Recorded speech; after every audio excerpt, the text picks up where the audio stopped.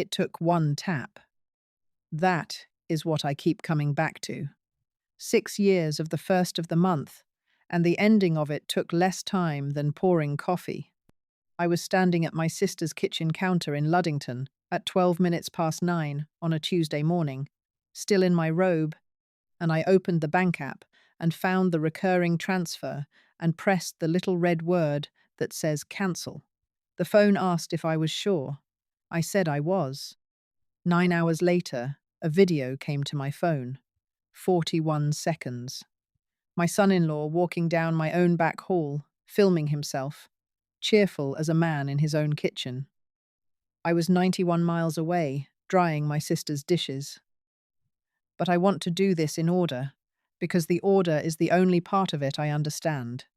I set the phone down that morning and looked out Peg's window at her neighbour's boat trailer and waited to feel something. Nothing came. Mostly I felt the particular kind of embarrassment a woman feels when she has finally done arithmetic.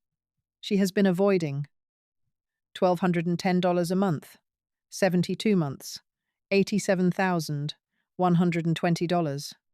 It started 3 months after Wes fell. He went through a garage roof on a job outside Lake City and broke his heel in 2 places. And the crew he was on let him go while he was still in the boot, which is how those outfits do it. Nadine called me from her car in the hospital lot. She was crying so hard I could not make out the middle of her sentences, only the ends. And one of the ends was, "We're going to lose the house." I said, as clearly as I have ever said anything, that she was not going to lose that house. I meant it kindly. I have thought about that sentence a great deal since. Dale thinks it's $300 a month. I want that on the record early, because it is the part I am least proud of, and because I told myself for 6 years that it was not a lie so much as a rounding. 300 was true in the beginning. It grew the way water finds a low spot, quietly and in one direction, and every time it grew, I decided that telling him would only worry him. And worrying Dale about money is like worrying a dog about a thunderstorm. That was my reasoning. I stand by none of it. What stopped me was Peg's hip. The second trip for it, the surgery itself, July 24th. And I came down to stay through the recovery. Sitting in a strange house with nothing to do at night, I finally opened my own statements, all of them, in order. $6,240. Peg came out of the bathroom on her walker at 9:30 that Tuesday morning, and I told her what I had just done. And she looked at me for a while, with her mouth doing something complicated. "Well," she said, "took you long enough. Is there any of that coffee cake left? Or did you eat it standing up like a raccoon?" There was not any left. I had. That was the last easy hour of my life for a good while, and I did not know it.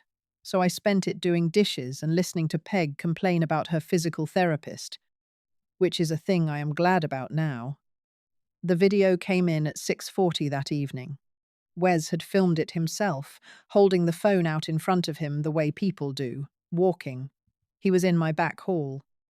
I knew it before I knew it. I knew it from the runner, that brown runner Dale keeps saying he'll replace.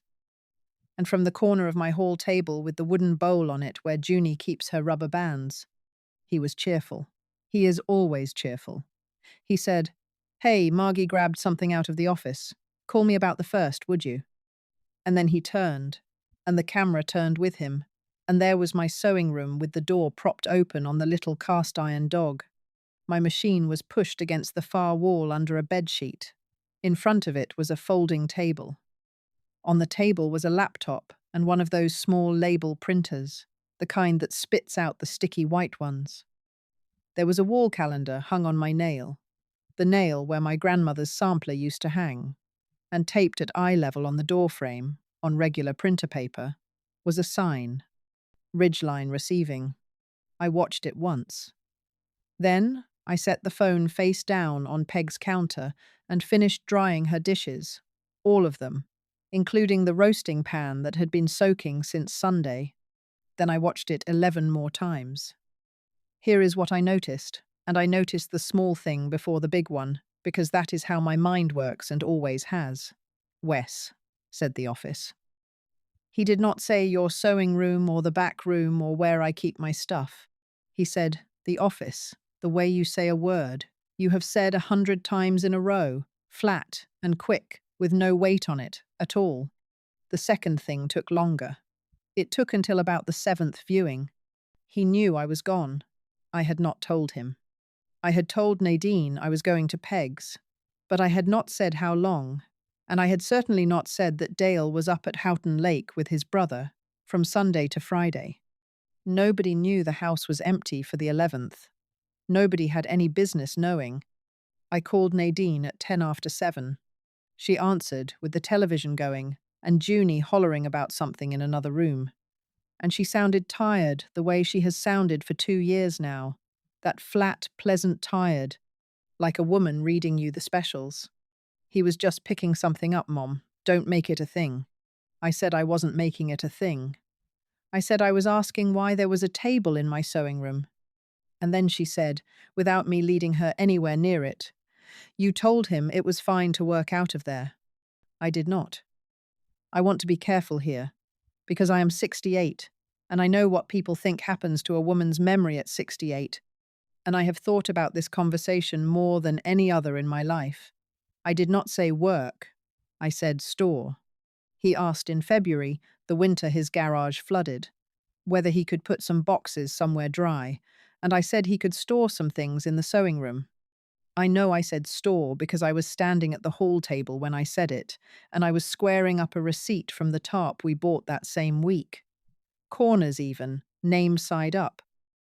The way my hands have done since 1979. Nadine had to go.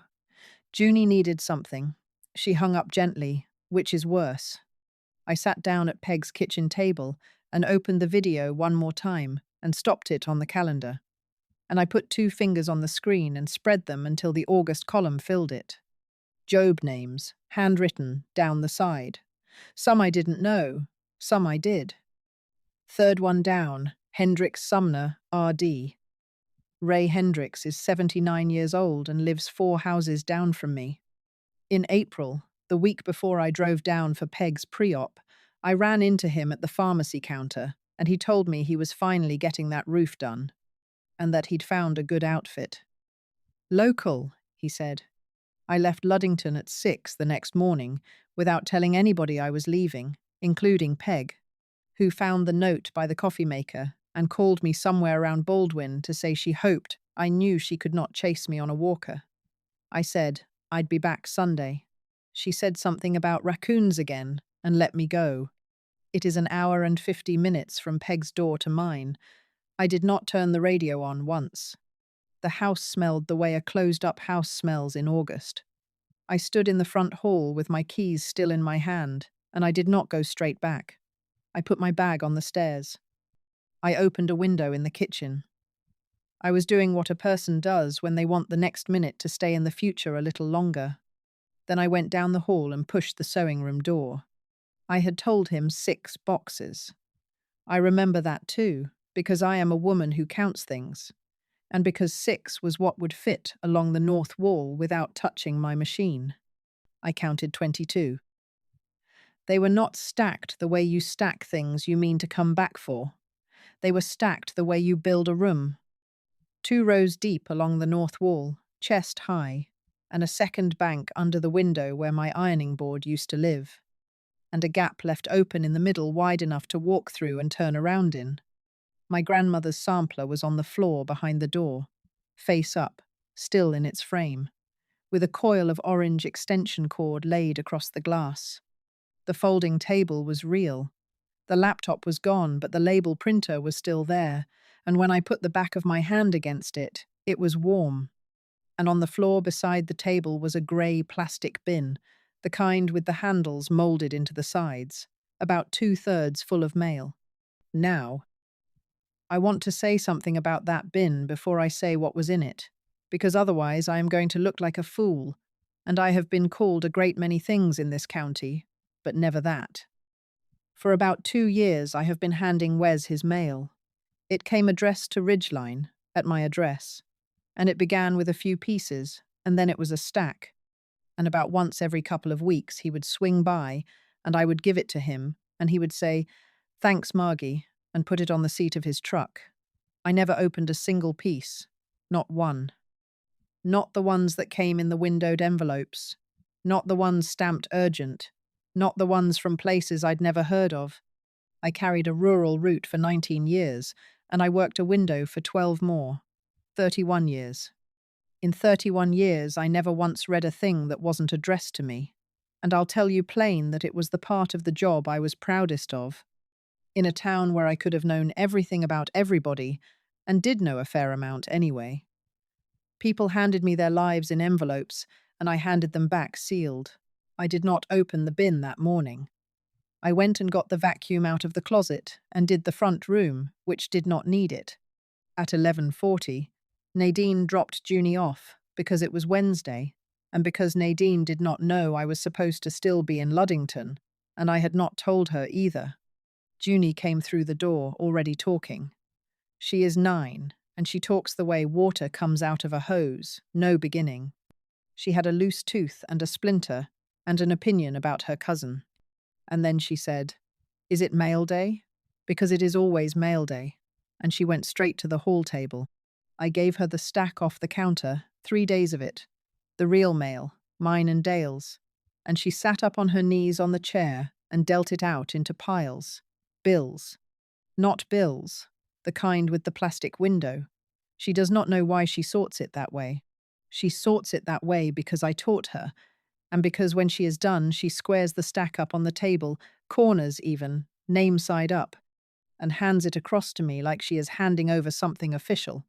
"Grandma, this one says Colwell, but it's spelled wrong." It was Colwill. It was a fishing catalogue. I told her they always spell it wrong, and she said that was very unprofessional. I got 4 good minutes out of that, and I have kept them. After Nadine picked her up, I went back down the hall and sat on the floor with the bin in my lap and fanned it. That's the word for it. You fan a tray. You don't read it. You don't stop on anything. You take the top corner and you run it, and you let your eye catch what it catches. Postmarks, mostly. Your hands learn the cadence, and after about 15 years, you can tell a bad tray from a good one by the sound of it going past your thumb. The mail in that bin ran 26 months deep. I fanned it 3 times to be sure, and then I laid the oldest one on the carpet in front of me and looked at it. A supplier catalogue, 3rd class, Ridgeline Exteriors LLC, 4118 Sumner Road, postmarked 2 years and 2 months ago. The garage flooded in February, 19 months. I have a head for dates. It is not a talent, it is a job. 31 years of postmarks and route logs, and what day did this get here? Ask me where I was on the 19th of April, and I can tell you without stopping to think. A hallway at Spectrum in Luddington, 2 hours and 40 minutes. Holding my sister's purse in my lap while they did her pre-op blood work. Nadine called me in that hallway to ask what time they'd taken Peg back. I told her they don't tell you. So I sat on that floor with my legs out in front of me like a girl and did the subtraction 4 or 5 times, hoping for a different answer. And it kept coming out. 7. 7 months. His mail had been coming to my house for 7 months before he ever asked me if he could put a few boxes somewhere dry. The flood was not a reason. The flood was a door he waited for. And there it was, the thing I had been circling for 2 days. 31 years of never opening what wasn't mine. My best habit. That is the crack he walked through, and it took me a long while afterward to be able to say it out loud without my ears going hot. I got up and went out the back and stood in the side yard. He has a key. I gave it to him myself. 3 winters ago, he rebuilt my back steps, the whole thing, 2 weekends, and he wouldn't take $1 for it. And partway through the first Saturday, he was standing out there in the cold, waiting for me to come let him in with the water. So I had one cut at the hardware and put it in his hand. I did not think about it again for 3 years. That is not a thing that was taken from me. That is a thing I handed across a table. There are tire tracks in my side yard. Two of them, running from the drive around to the back door, and the grass in them is dead, not bent, not yellow, dead. The way grass goes when a truck has sat on it 100 times over a couple of years. I have looked at that yard every day of my life, and I had decided at some point that it was the septic guy, or the propane truck, or Dale. I was still standing there when Wes called. He was warm. He is genuinely warm. That's the thing nobody understands about him. He isn't cold at all. He said the video came out weird. He was just joking around. He didn't think about how it'd look. He asked how Peg's hip was, and he actually waited for the answer. He mentioned he'd changed my furnace filter in the spring, and did I notice the difference? And I said I had, because I had. And because for about 6 months, I had privately thought of that filter as one of the nicest things anybody had done for me. Then, easy as anything, on the way out of the conversation, "Hey, the first, was that a bank thing or a Margie thing?"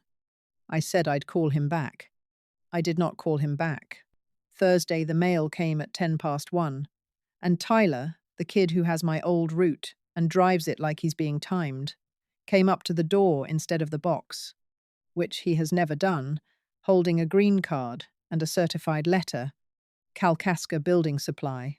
Account past due, $19,400. Ridgeline Exteriors, LLC. Attention, M. Colwell, 4118, Sumner Road. My initials, my road, and my name, sitting in the attention line of a debt I had never in my life heard of. I did not sign for it. Tyler was already holding the pen out, the way they do, half turned back toward the truck with his weight on one foot. I read the label twice. Then I read it a third time, and I heard myself say the sentence I have said from the other side of a counter more times than I could count. "That's not a resident of this address." He blinked at me. "It's got your name on it, though. It's got my name in the attention line. The addressee is a company. There's no such company at this address." I handed the envelope back to him, face up, and my hands did the thing they do without asking me, squared it against my palm before I let it go. "You mark it undeliverable as addressed, or refused, either one. Your supervisor will tell you refused." He looked at me like I was a road sign in a language he'd been meaning to learn. Then he took it and went back down the walk, and I stood in my own doorway with my heart going. There is a photograph on the wall by the china cabinet, and I stopped in front of it on my way back through. 4th of July, 3 years ago, the parade on Mitchell Street. Wes has Junie up on his shoulders, and she has a flag in each hand, and her mouth is wide open. He is laughing at something out of frame. The something out of frame is me. You can see about a third of me at the edge of the picture, laughing back. I did not turn it around. I only stood there a minute and then went and put the kettle on, and that was Thursday. Friday morning, I went to the pharmacy for Dale's blood pressure refill, and Ray Hendricks was in line ahead of me, which is the second time this year that Man and I have stood at that counter and talked about his roof. The first time, I was happy for him. Ray is 79. He was on my route from the day I started it. He used to leave a jar of pickled beets in the box in September, which is not legal and which I never once reported. And his wife Dot died the year before Dale retired. He was delighted to see me. He asked about Peg's hip by name. He told me about his grandson's diesel program in Alpena. And then, because it is what people talk about at a pharmacy counter, he said the roof was still not done. "Since June," he said. "There's a tarp on the back half, blue one. You can see it from the road if you're coming from the north." I said I hadn't been coming from the north. 9,000 in April, he said. "That's the deposit. Materials," he said. He was not complaining. "That is what I keep going back to." He said it the way you report weather. "I call about twice a week. He's busy. Storm season." I asked, and I tried to make it sound like nothing, whether he'd been worried at all. And he turned and looked at me with his whole face and said, "Worried, Margie?" It's your address on the paperwork." The pharmacist said his name twice before he heard it. I got out to the car and sat there with the key in my hand and did not start it for a while. There is a feeling I had it once at the window, in about 1996, when a woman came in with a money order she had bought for a man who did not exist. A feeling of the floor going soft under a thing you had believed was concrete. My name has been on Sumner Road since 1979. It is on the mailbox and it is in people's heads. In a town this size that is not vanity, it is infrastructure. Ray did not check on Wes Pruitt because Wes Pruitt's paperwork came from my house. I drove home and I took the lid off the bin. I had told myself I would not read anybody's mail, and here is exactly what I did. I did not open envelopes. I read what was on the outside of them, and I laid them out on the dining table in route order by street, then by number, because that is how my hands sought a problem. And then I set the calendar photograph from the video up against the sugar bowl, and I went down the August column name by name. 4, I knew. 2 of them go to my church. One is Peg's neighbour's brother in Manton, which is a coincidence in a county with 15 roads in it, and not a coincidence at all. And a pattern came up off that table the way a watermark comes up when you tip a page. It went like this. A name appears. Within a week or two, envelopes from a supplier start coming to my house for that name's job. Then 3 weeks of nothing. Then a second notice envelope. You can tell a second notice from the outside. They change the colour of the window or they put a line across the flap. Everybody does it. And then, right about there, a new name at the bottom of the calendar column. Deposit in. Materials ordered. Delay. New job started before the old one closed. And somewhere inside that circle, once a month, $1,210 of mine went in. I could not yet see where. But it went in, and it had been going in for 6 years, and a thing that has been fed that long does not scream on the day you stop feeding it, unless it was living on the food. I sat back in Dale's chair with my glasses up on my head. Here is what I had been telling myself since the video, and it had been a comfort, and I am setting it down so I can see how badly I wanted it. Wes was disorganized. Wes was unlucky. Wes had a bad heel and a bad year, and too much pride to say so. He was drowning, and he was using my back room because he could not afford a real one. And it was tacky, and it was rude, and I would have to be firm with him.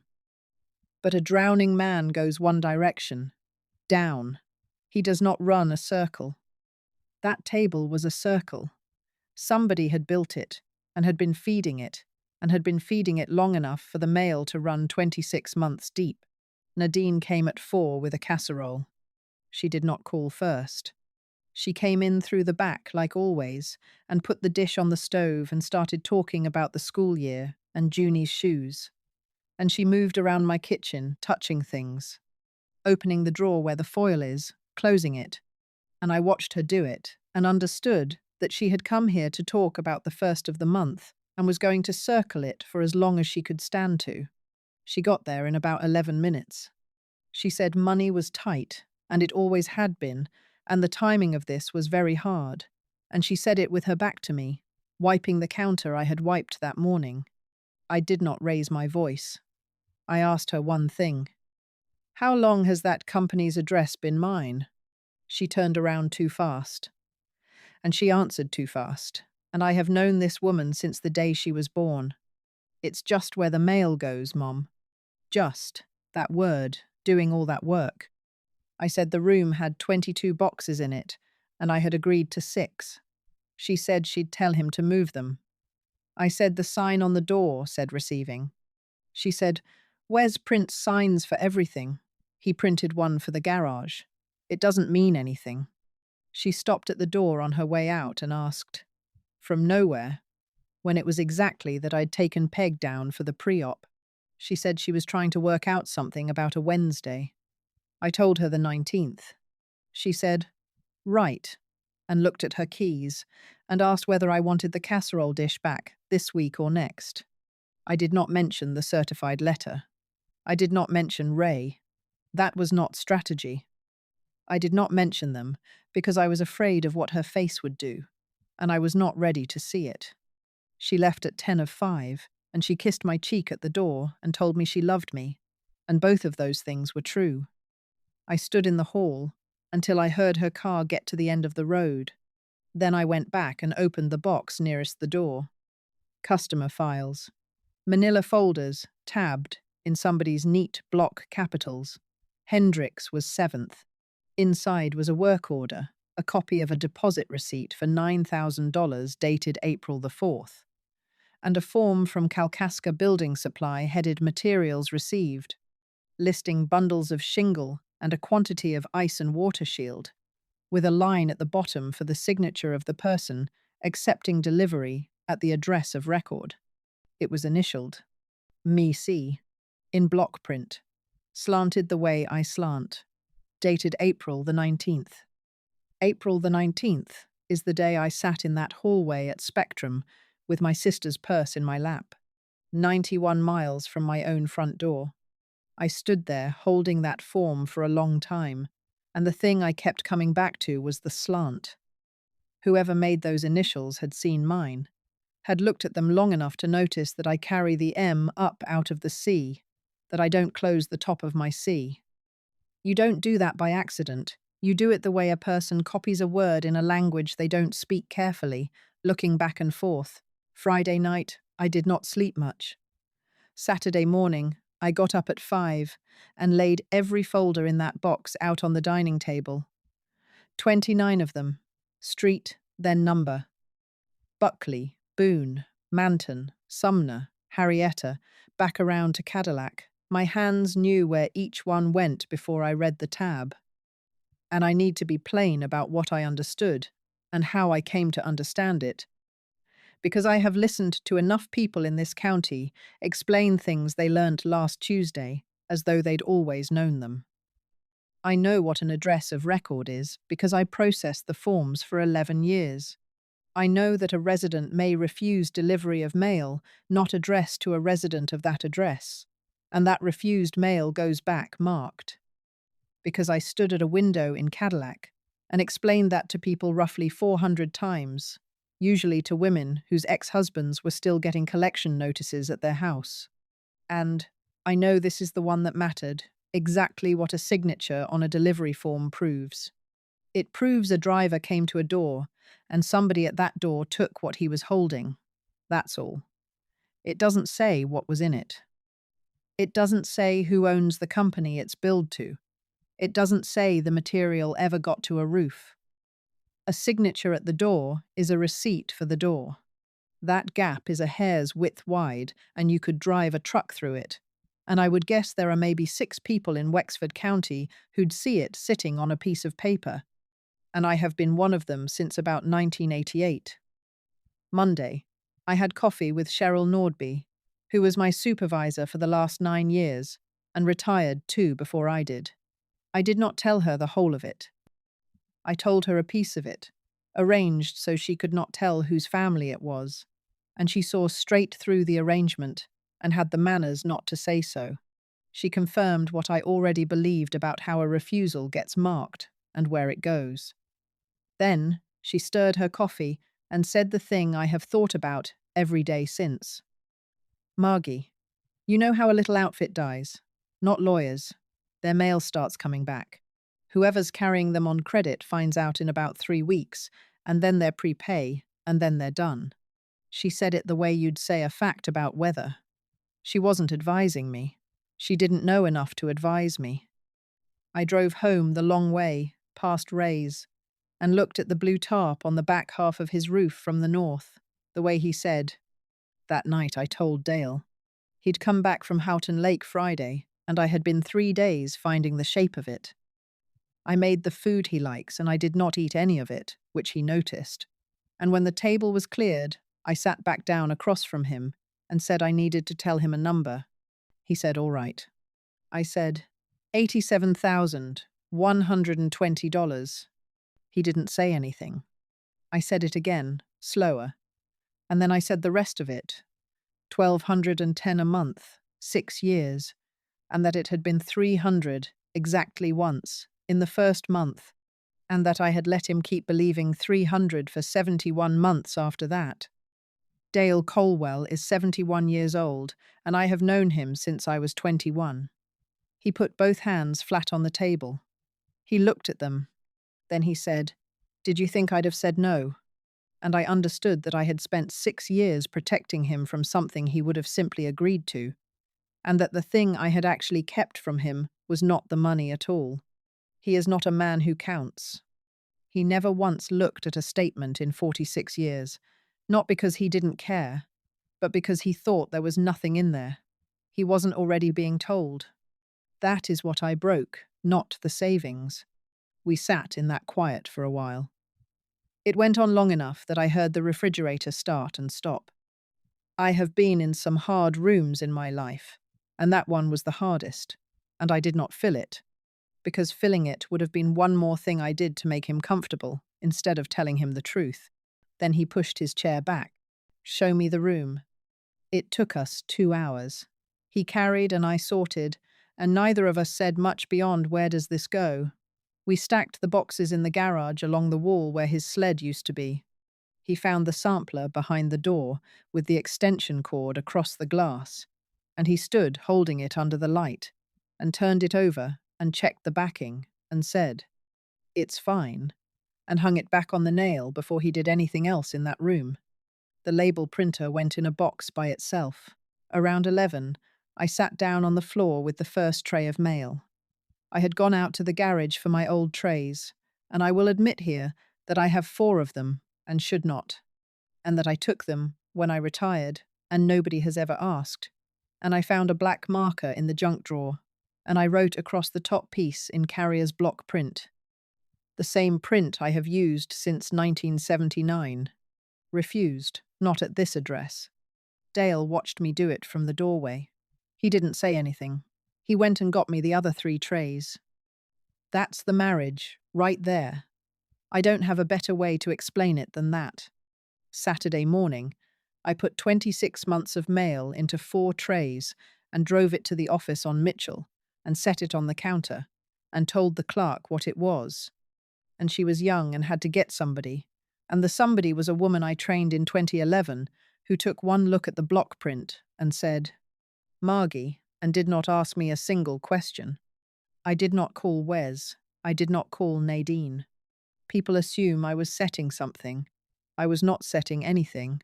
I had no plan past the trays.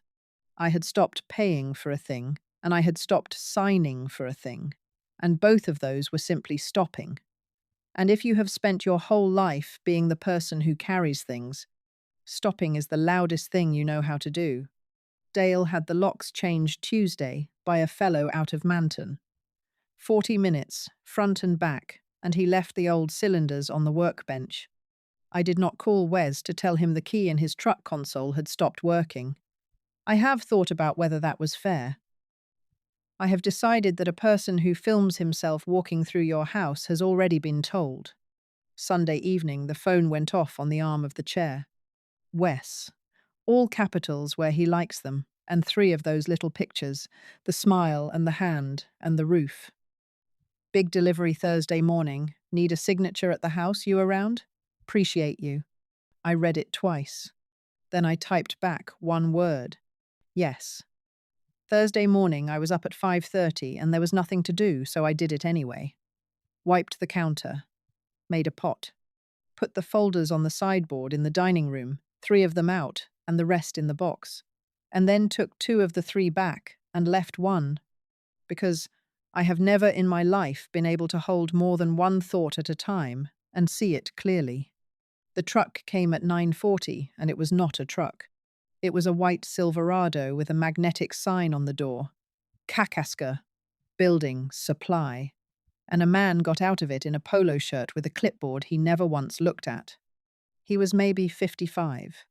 He came up the walk the way people come up a walk when they have been driving and rehearsing. "Ma'am, I'm looking for a Ridgeline Exteriors. Denny Wolfe, I handle the account." I said there was no such company here and asked him if he wanted coffee. He looked at me for a second, and then he said, yes, he would, Thank you. And that is how Denny Wolfe ended up at my kitchen table on a Thursday in August. He told me why he'd driven 40 minutes. 2 years of mail had come back on him inside of 1 week, a crate of it, he said, all of it marked in the same block print. Refused, not at this address. He said a certified letter had come back ahead of the rest, and that certified letters do not come back, in his experience, unless something is wrong at the far end of them. He said, in 19 years he had never had an address return 2 years of mail in a single week, and that a thing like that is not a clerical error. It is somebody making a decision. The account stood at 19,400 and change, he said, and had been carried on credit for 2.5 years, and the credit had been extended to this address. And he wanted to know who I was. I told him. Marguerite Colwell, 68. This has been my house since 1979. My husband is in the garage. My son-in-law is Wesley Pruitt. And until about 3 weeks ago, I did not know his company existed on paper. Denny Wolfe wrote nothing down. He turned his coffee cup around on the table. He asked whether I'd ever accepted deliveries here. I said I had. Pallets, twice that I could remember clearly, and other things I'd signed for. The way you sign for anything, a driver at the door with a screen or a clipboard, and me with my hands full saying yes. He asked if I'd ever initialed a materials form. I said I had signed for things at my door. I said I had never once signed for anything at Ray Hendrick's house. And then I went and got the folder. I put it on the table and opened it and turned it around so it faced him, and I put my finger under the date and left it there. April 19th, I said. I was in Luddington, Spectrum, my sister's pre-op. There's a parking receipt, and there's a woman named Peg Vandermolen who'll tell you what time I got there. He looked at those initials for a long while. Then he said, quietly, we show these to customers. I said I didn't understand. When somebody's nervous about a deposit, contractor sends us to confirm the materials went out and were received. We fax the form. He tapped the paper twice with one finger. That's the confirmation. That's what people are looking at. Then he took out his phone and stood up and walked into my front room to make a call, and I sat at my own table and looked at my own initials in another person's handwriting and understood, finally and completely, what I had been used for. Not my address. Anybody can rent a mailbox. Me. 31 years of me. Wes and Nadine were in the driveway in 40 minutes. Denny had called him from the front room, and Wes had done what Wes does, which is come straight at a problem smiling. He came in the back. He got 2 steps into the kitchen and saw Denny Wolfe standing by the sink, and his face did something I had never seen it do. It went ahead about 4 seconds and came back. Denny. Hey, you should have called me. I'd have come to you. I did call you, Denny said. 3 weeks running. Nadine came in behind him with her keys still in her hand. She looked at the table. She looked at the folder open on it. Wes sat down without being asked and put both forearms on my table and started talking. And I will say this for him. He was good at it. He was warm first. Margie, this is a paperwork thing. This got away from me, and I should have looped you in. Then he was procedural. Everybody in this business runs a receiving address. That's standard. That's not Denny. Tell her that's standard. Then he was concerned. Which is his best one? You're upset, and I get it.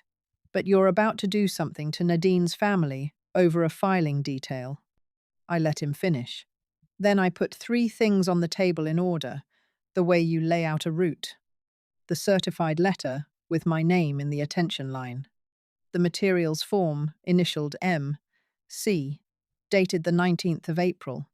And my phone, with the video paused on the calendar. Hendrick Sumner RD, 3rd one down. You didn't borrow my address, Wes, I said. You borrowed me. He didn't answer that. He answered around it. And that is where the rest of it came out. Not as a confession. He never confessed anything in his life, but as a man explaining why he had been reasonable. Pruitt Exteriors, Missaukee County. Folded 4 years ago under a run of complaints, 7 of them, 2 with the state. He said they were nothing, weather delays, and 1 bad subcontractor. And maybe some of that is even true. But, he said, in the middle of defending himself, the sentence that finished the whole thing for me. You put my name on a credit application in this county, and it's a 2-week problem. You put yours on it, and it's not a problem. And then Denny asked him flat out about the first of the month. It was never the mortgage, Wes said. Or it was, in a way, the mortgage got paid. That part was true. But Ray Hendricks's $9,000 did not buy Ray Hendricks's shingles. It bought the material for the job before Ray's, which had been paid for by somebody else's deposit that had gone into the job before that. Denny set his cup down.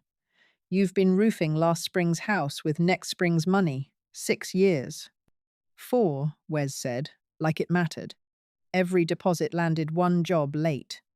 That is not a business. It is a bucket brigade, and it works fine as long as nobody stops walking. My $1,210 a month was the water that let the brigade stay 1 bucket ahead.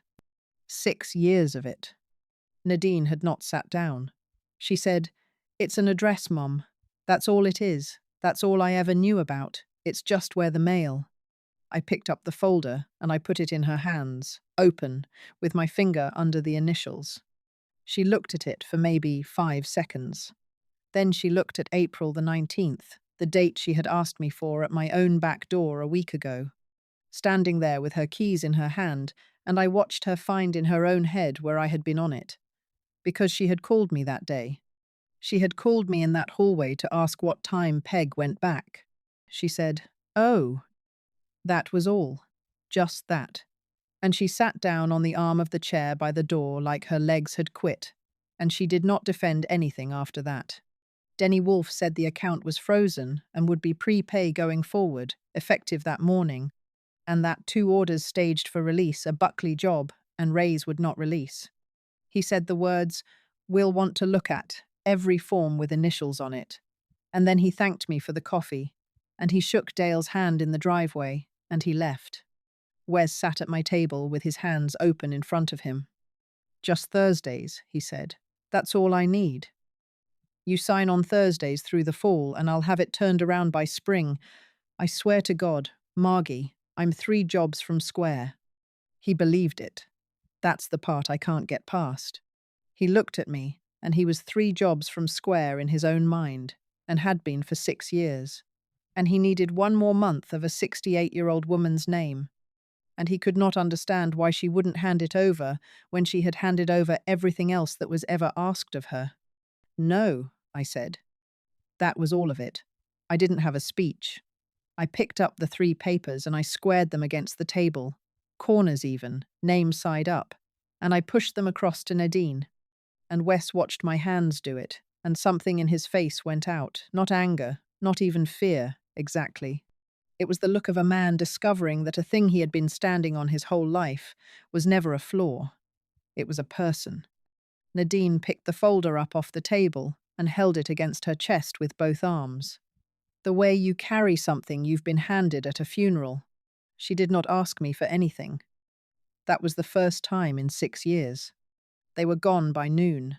There was no scene. Wes came for the boxes over 2 Saturdays in September. 22 of them out of my garage, in his truck, 11 and 11, and he was pleasant the entire time, both days. That is not an act he puts on. I have finally understood that about him. The warmth is real, and it costs him nothing, and it is attached to absolutely nothing else, and a woman could spend 6 years mistaking it for a promise, and one did. On the second Saturday, he set the key on my hall table on his way out, the one I'd had cut for him, still on the ring with the little orange tab, and said, "Guess you won't be needing this back, but there it is." Then he asked whether the mower was giving me trouble because he'd heard it running rough. I said it was fine. It was giving me trouble. I have somebody now.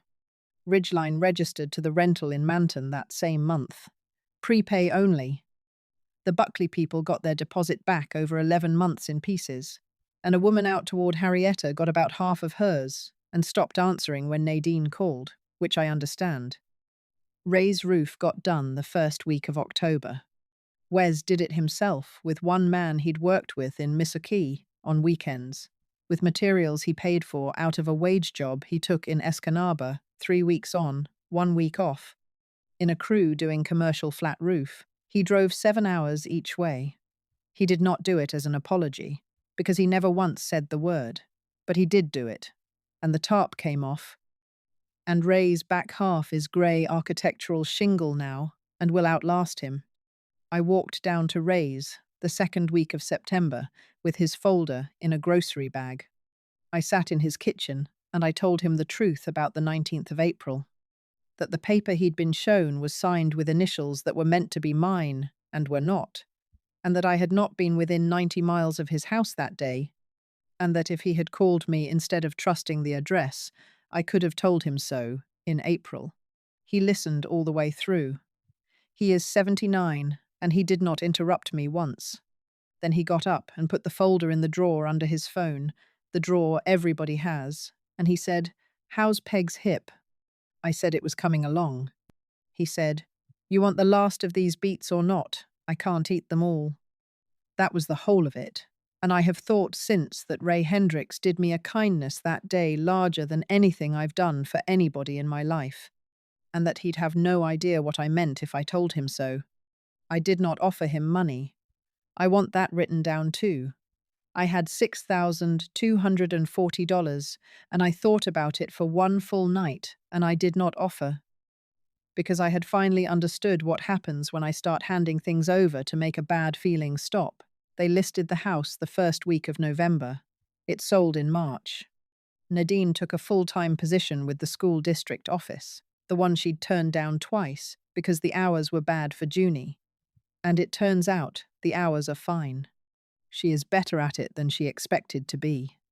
She called me in December about a spreadsheet and stayed on the phone 40 minutes. She did not apologize for 11 months. When she did, it was on the telephone in July, badly, and she apologized for the wrong thing first, for the money, for the 6 years of it, which is not what she owed me, and I let her get through that part and waited. And eventually she got to the second thing, which was that she had known about the address for 2 years and had decided that knowing one true thing meant she didn't have to look at the rest. I took it. I did not make her say it better. They're still married. I'm not going to tell you it's good. He works away and comes home, and they are polite with each other in a careful way, and Junie is fine, and that is not a verdict. It is just the shape their life has now. I don't have an opinion I'm willing to say out loud. I had one for a while, and I have put it down. Dale never mentioned the 87,000 again. Not once, not sideways, not in an argument. What he mentioned was in February, out on the pontoon, ice off early that year, and the two of us in coats, with the radio going low. He said, 6 years though. And I told him the rest of it, all of it, the 300, and the month it stopped being 300, and every reason I'd invented, and the fishing trip we didn't take in 2021 that I'd said was about the boat trailer. He listened to the whole thing with his line in the water, and then he said the trailer really did need a bearing, and we didn't talk about it again. And that was the last thing I was carrying. I got the sewing room back. Dale patched the nail holes and I painted it in October, and the machine came out from under the sheet, and my grandmother's sampler is back on its own nail, where you can see it from the hall. Peg came for 2 weeks in March, with nothing wrong with her at all. We drove to Traverse City twice and bought nothing either time. And I don't sign for people anymore. Not packages, not the neighbours, not the churches. Tyler still runs the route, still like he's being timed. And the first time I handed a box back to him, he was genuinely confused, and I told him I was out of the habit. He's asked twice since. I say the same thing. He's decided I'm eccentric, which is a fine thing to be at my age and considerably cheaper than the alternative. Saturdays, Junie comes. She's 10 now, and she has opinions about her mother's new job and a cousin who is apparently still a problem. She goes straight to the hall table without being told, because it is mail day, and she gets up on her knees on the chair and deals it out into piles the way I taught her. Bills. Not bills, the kind with the plastic window. Last Saturday there was a fishing catalogue in it, Colwill, spelled wrong, and she held it up and said, "They still can't do it," with real disgust, and put it in the not bills pile. Then she gathered the whole stack up and squared it on the table, corners even, name side up, and handed it across to me like she was handing over something official. Every single one of them said Colwell,